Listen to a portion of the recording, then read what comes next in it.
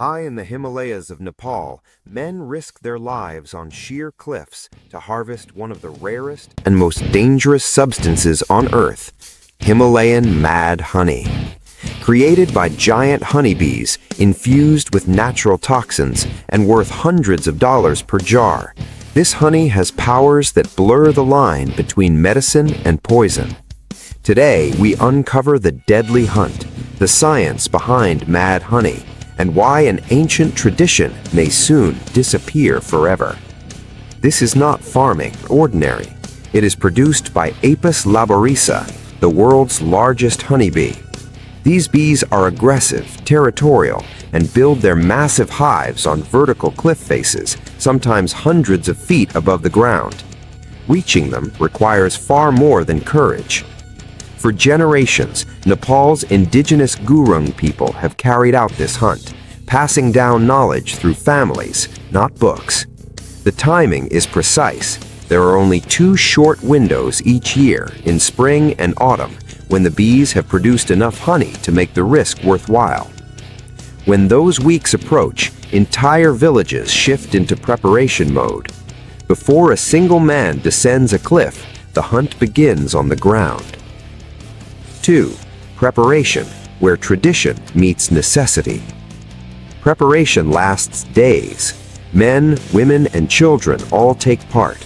Bamboo is cut and split into thin fibers. These fibers are woven into ropes, baskets, and ladders, strong enough to hold a human body, but only just.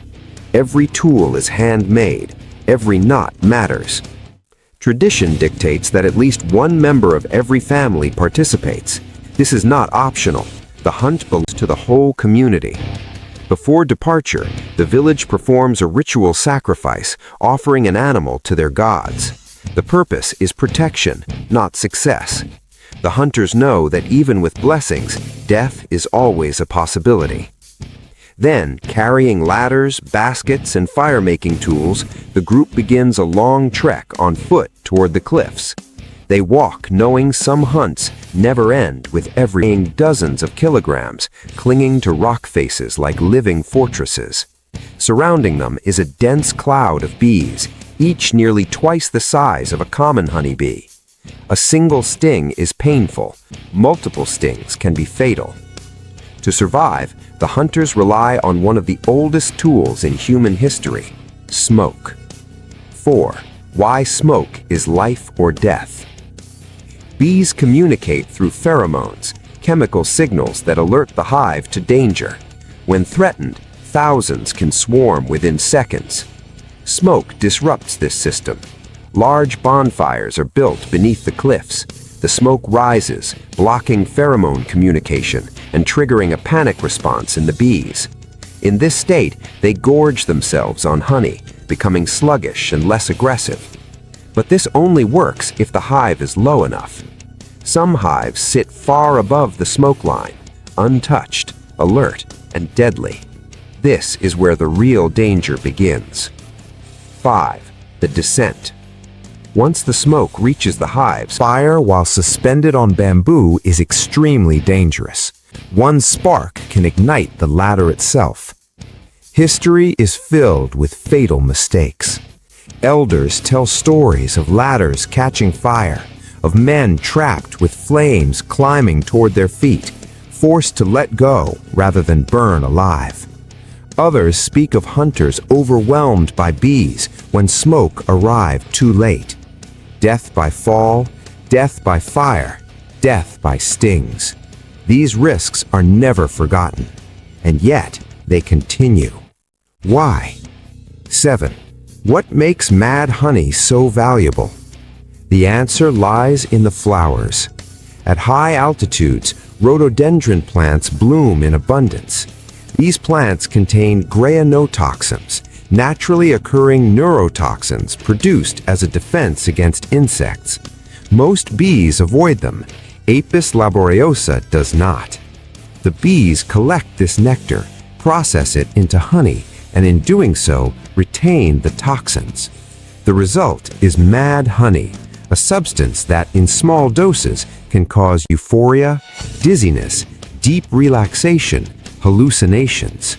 In larger doses, it can cause nausea, severe drops in heart rate, delirium, and temporary paralysis. The difference between medicine and poison is measured in drops. For centuries, this power made mad honey legendary.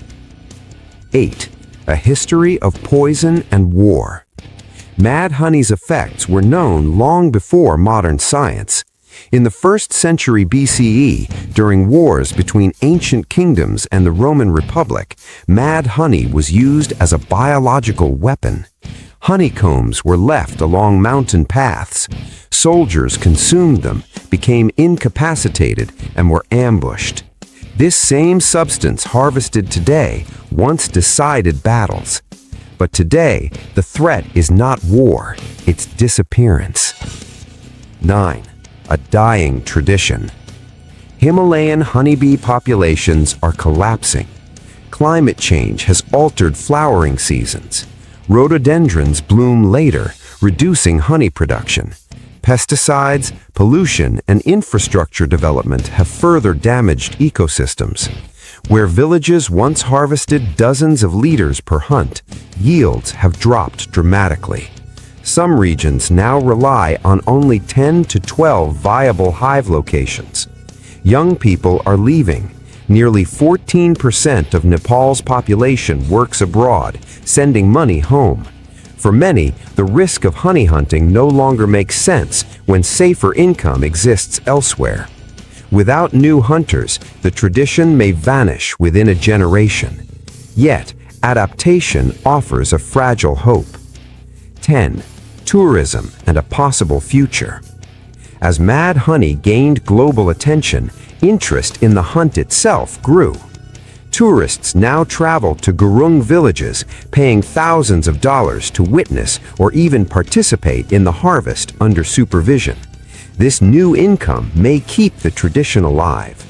The hunt becomes not just survival, but storytelling, a living museum of courage, danger, and culture.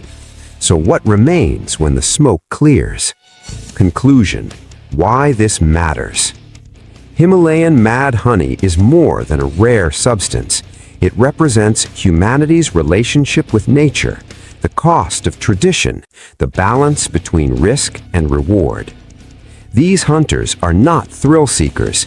They are custodians of knowledge passed down through centuries, knowledge that could disappear forever.